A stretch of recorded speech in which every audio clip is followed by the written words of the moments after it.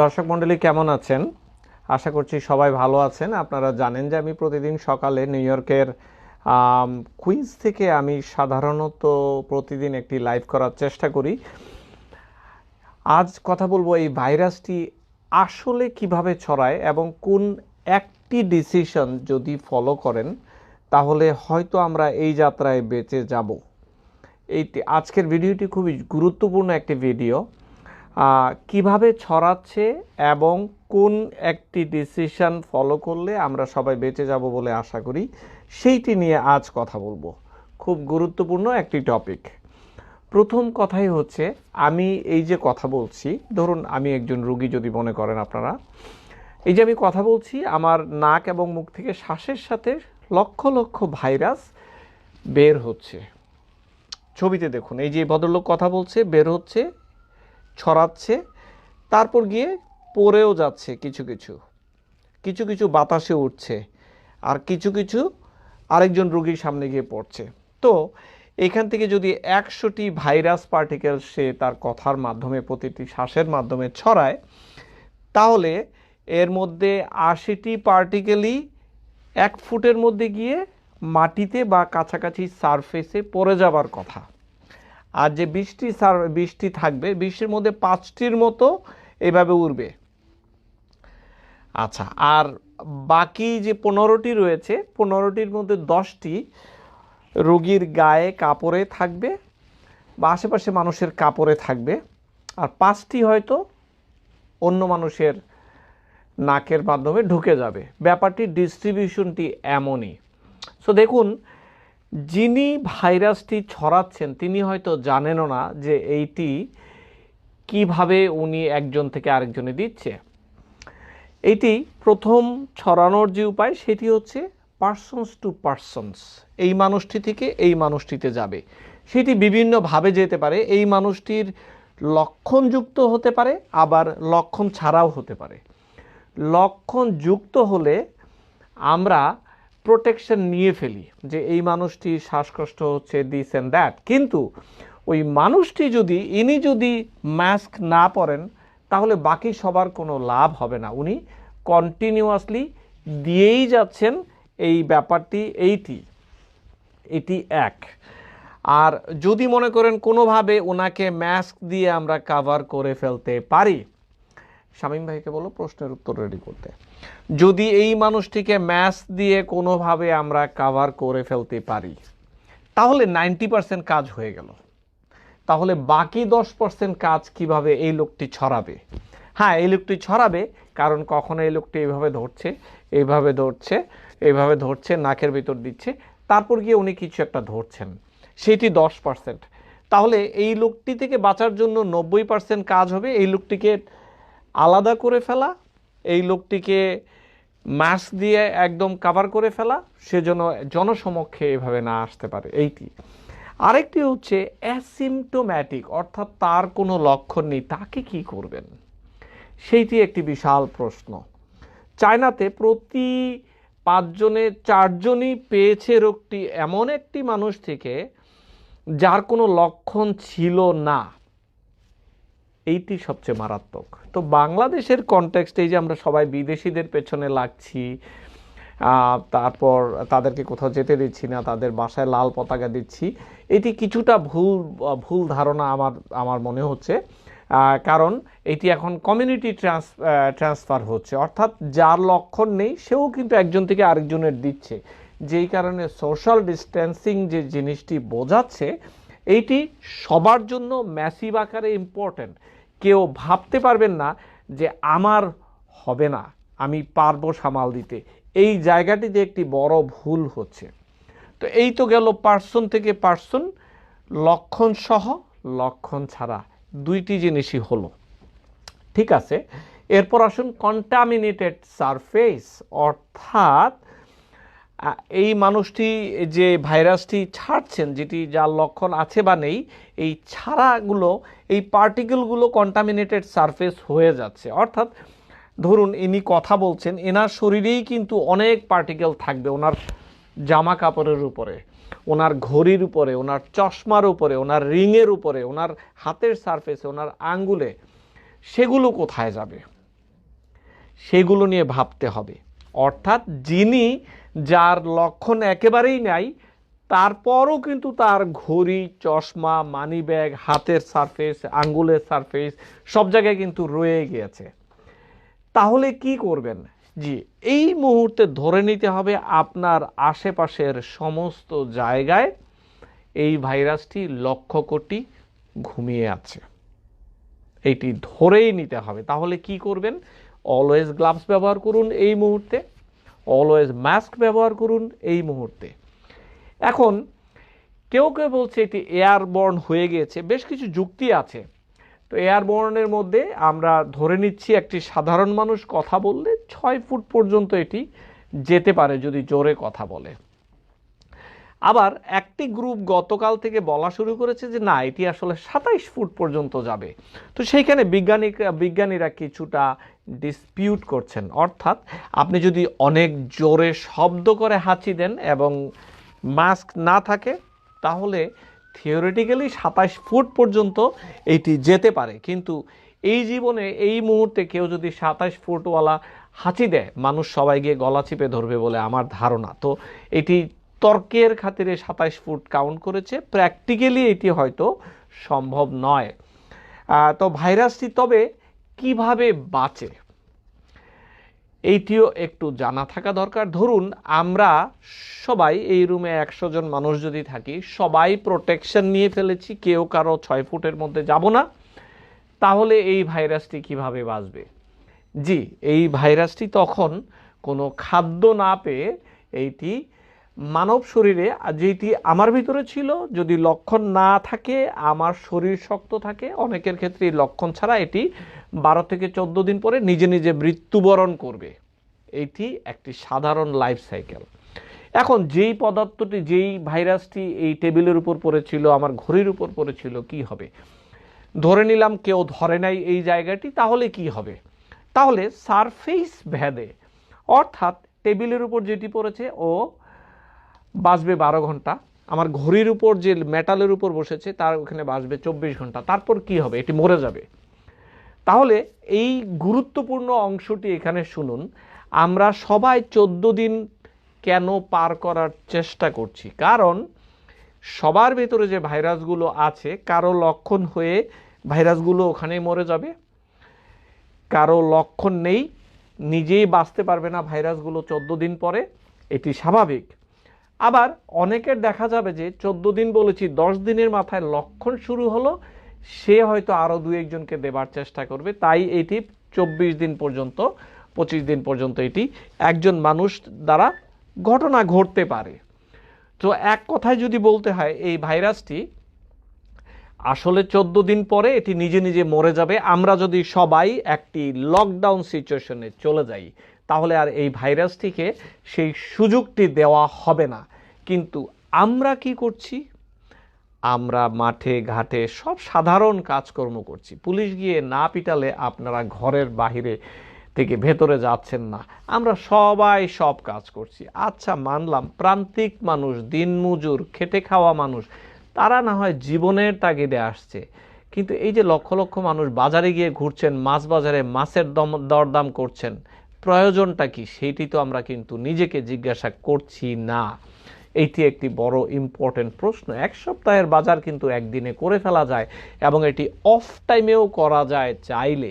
যারা বিদেশে থাকেন তারা কিন্তু অনলাইনে অর্ডার দিয়ে আপনারা কিন্তু বেঁচে যেতে পারেন, কিন্তু আমরা কিন্তু তা করছি না।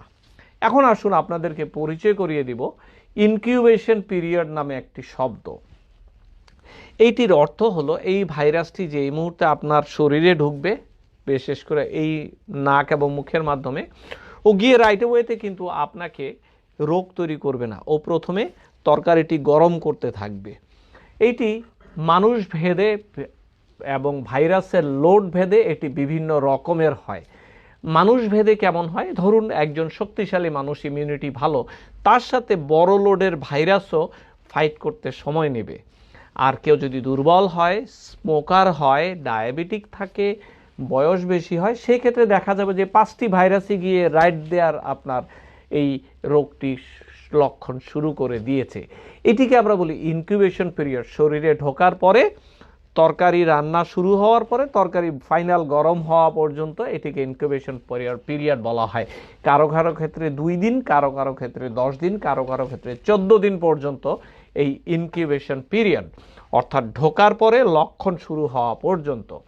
এখন এই ভাইরাসটির সাথে অন্য যে ভাইরাসগুলোর বা রোগের সম্পর্ক হলো এই বদমাইশ আপনার 21 দিন পর্যন্ত আপনাকে ভোগাতে পারে, কারণ 12-13 দিন পর্যন্ত ইনকিউবেশন পিরিয়ড। আমরা দেখছি অনেক রোগী 20-21 দিন পর্যন্ত তারা জ্বর ভাব, জ্বর নিয়ে ঘুরছে।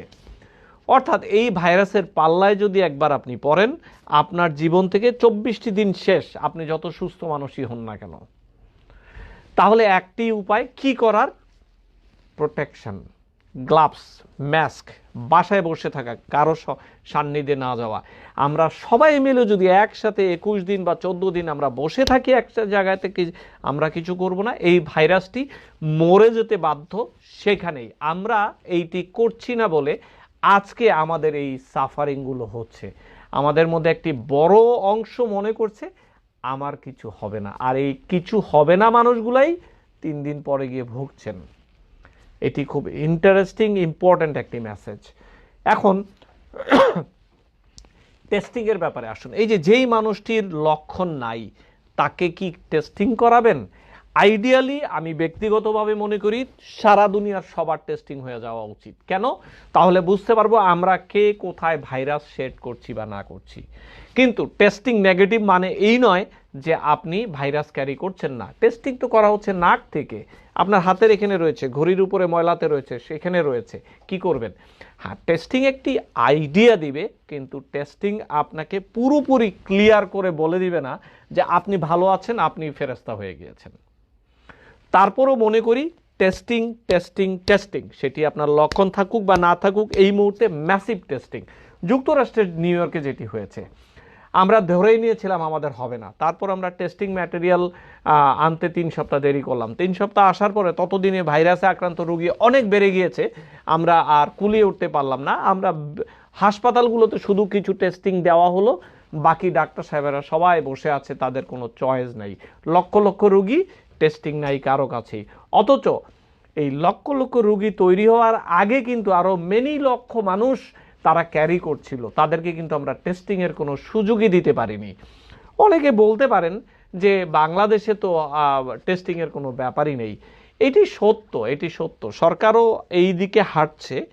গতকাল থেকে শুরু হয়েছে, অনেক টেস্টিং সেন্টার তৈরি হচ্ছে। বঙ্গবন্ধু শেখ মুজিব বিশ্ববিদ্যালয়ের টেস্টিং ফ্যাসিলিটিতে দেখলাম যে তারা খুবই আন্তরিকভাবে, তাদের সেন্টারটি সবচেয়ে বেশি ফ্রেন্ডলি আমার কাছে মনে হয়েছে। তারা বোধহয় দলগতভাবেও প্রস্তুত মানুষের সেবা করার জন্য। আসলে সবাই সেবা করার জন্য প্রস্তুত, কমিউনিকেশনটা হচ্ছিল না।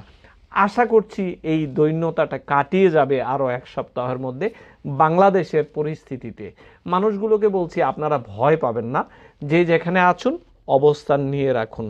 হলে কি করবেন সেটি নিয়ে পরে আলোচনা করব বা করেছিও এর মধ্যে।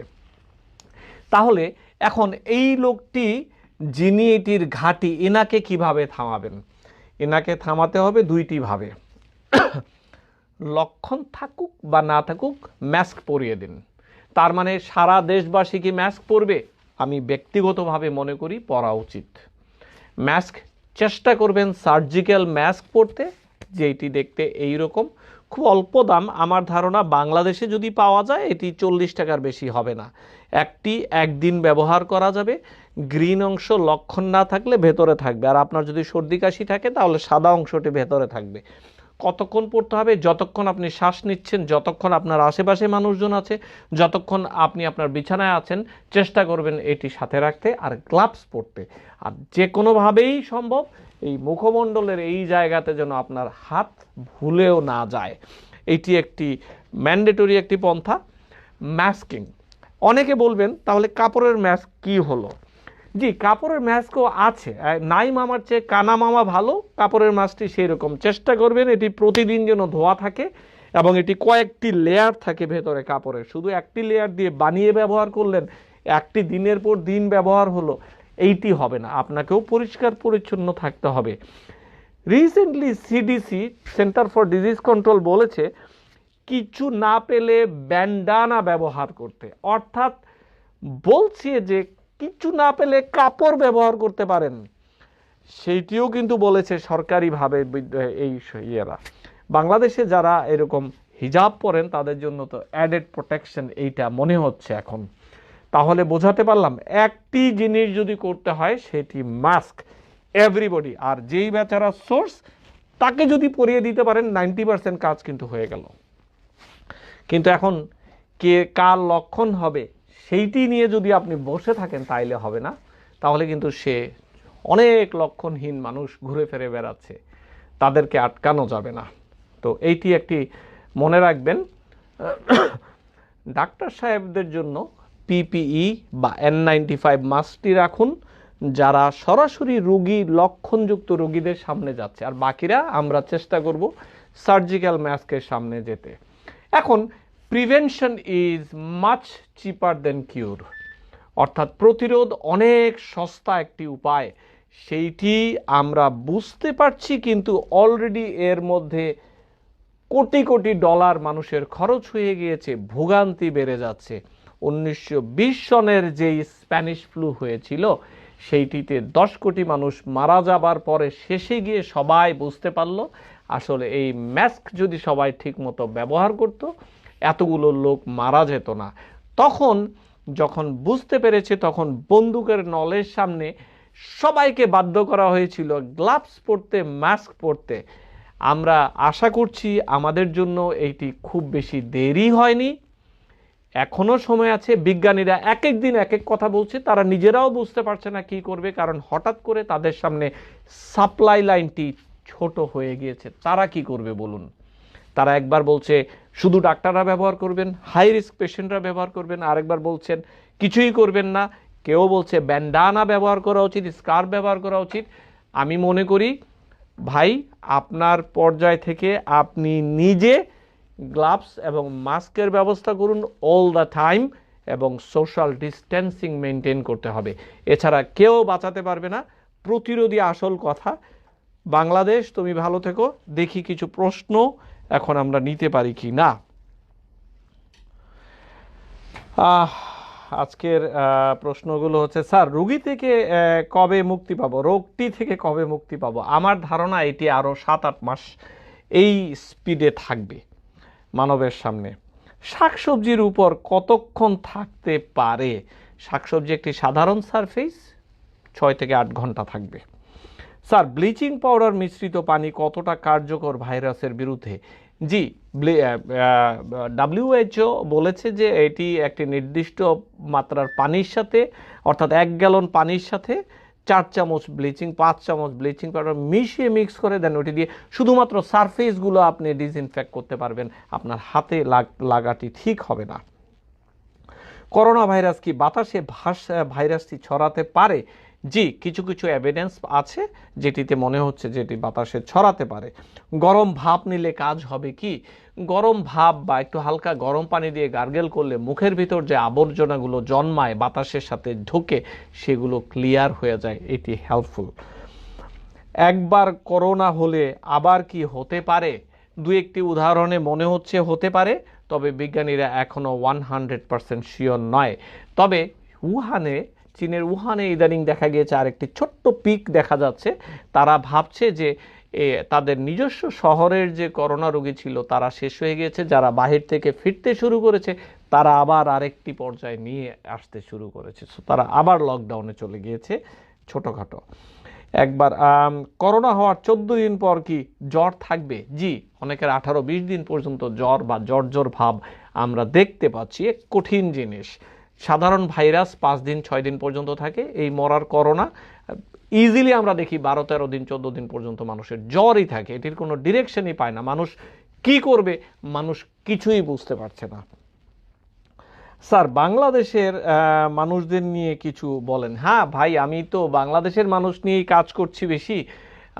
আমাদের অভিজ্ঞতা, আমাদের নলেজ, এগুলো থেকে যেন বাংলাদেশের মানুষ উপকৃত হয়, আমার ধারণাটি সেইটিই থাকবে। আর আমি তো ব্যক্তিগতভাবে একজন খাস দিলের বাঙালি, বাংলাদেশি। আমি যদি সুযোগ থাকতো বাংলাদেশে গিয়ে সার্ভ করতাম। আশা করি এই পর্যায় থেকে উত্তরণের পরে আমি হয়তো যাব বাংলাদেশে সার্ভ করার জন্য, যদি বাংলাদেশ আমাকে নিতে মনে করে যে আমাকে বাংলাদেশের প্রয়োজন। করোনা হওয়ার 14 দিন বাংলাদেশ, স্যার করোনা মৃত্যুর হার কত পার্সেন্ট? যে পেশেন্টগুলো মারা যাচ্ছে তার কারণ কি? মৃত্যুর হার যুক্তরাষ্ট্রে এই মুহূর্তে 4.5% মতো। এখন নির্ভর করে মৃত্যুর হার কোন মানুষটির হলো। একজন বয়স্ক মানুষের যদি করোনা হয়, এরকম 100 জন বয়স্ক মানুষকে যদি নিয়ে স্টাডি করা হয়, দেখা যায় যে তাদের মৃত্যুর হার 10% পর্যন্ত। আর একজন ইয়াং মানুষ, ইয়াং পেশেন্ট, তার জন্য যদি হয় সেক্ষেত্রে তার ক্ষেত্রে দেখা যায় যে 2 থেকে 3%। তাই সব মিলিয়ে অ্যাভারেজ করে দেখা গিয়েছে প্রায় 4%। তারপরও এক এক কমিউনিটিতে এক এক রকম। যেমন ধরুন ইটালিতে মৃত্যুর হার আরেকটু বেশি, 4.5-এর উপরে 5 পর্যন্ত দেখা গিয়েছে। কেন? কারণ ওদের বয়োবৃদ্ধের সংখ্যা বেশি। স্যার মানে চোখের মাধ্যমে কি করোনা হতে পারে? জি, চোখ একটি ওপেন মিউকাস মেমব্রেন। আমার সামনে কেউ যদি করোনা আক্রান্ত রোগী এসে কথা বলে, চোখের মিউকাস মেমব্রেন দিয়ে এটি ঢুকতে পারে। স্যার সিক না হলে কি মাস্ক পরতে হবে? জি, লক্ষণহীন অনেক করোনা রোগী আশেপাশে আছে, সবাইকে মাস্ক পরিয়ে দেওয়া উচিত। এটি আমি ব্যক্তিগতভাবে বিশ্বাস করি। WHO যা ইচ্ছা বলুক, আজকে থেকে 6 মাস পরে আমি শুনতে চাই না যে এটিও একটি রেকমেন্ডেশন ছিল। তো জাপানে এভরিবডি ওয়্যার মাস্ক, সবাই মাস্ক ব্যবহার করে, এটি তাদের সারা জীবনের অভ্যাস। এখন বিজ্ঞানীরা বলছে তাদের এই অভ্যাসটি হয়তো তাদেরকে বাঁচিয়ে দিয়েছে। লেবু কি উপকারী? গরম পানিতে লেবু খেলে নাকি করোনা প্রতিরোধ সম্ভব? থিওরিটিক্যালি কিছুটা সাহায্য করার কথা, প্রচুর ভিটামিন সি রয়েছে, কিন্তু অন্যান্য অভ্যাস বাদ দিয়ে এটি করা যাবে না। কাপড়ে কতক্ষণ বেঁচে থাকে? 6 থেকে 12 ঘন্টা কাপড়ের উপর এটি বেঁচে থাকে। কাপড়ের মাস্ক কতটা কাজে দিবে? আমি বলতে পারছি না কাপড়ের মাস্ক কতটা কাজে দিবে। বিজ্ঞানীরা এখনও বলছে মাস্ক সবার জন্য নয়, কিন্তু তারপরও আমি বলবো পরিষ্কার মাস্ক কয়েকটি লেয়ারে যদি বানানো থাকে, সামহাও এটি হেল্প করার কথা। কিছু নাই মামার চেয়ে কানা মামা ভালো, সেইভাবে এইটিকে নিতে হবে।